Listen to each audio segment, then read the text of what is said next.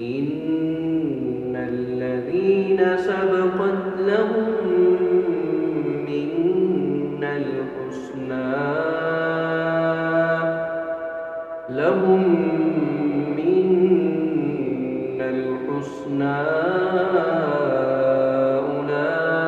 أولئك عنها مبعدون لا يسمعون حسيسها وهم فيما اشتهت أنفسهم خالدون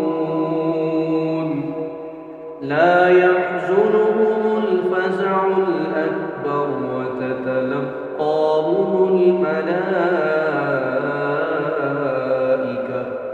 هذا يومكم الذي كنتم توعدون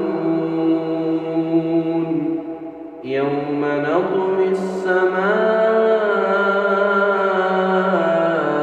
كطي السجل للكتب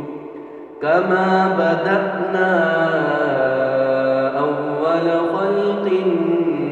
نعيده وعدا علينا إنا كنا فاعلين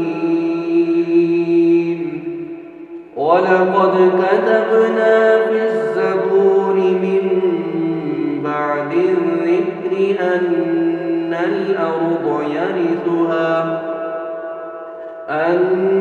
الأرض يرثها عبادي الصالحون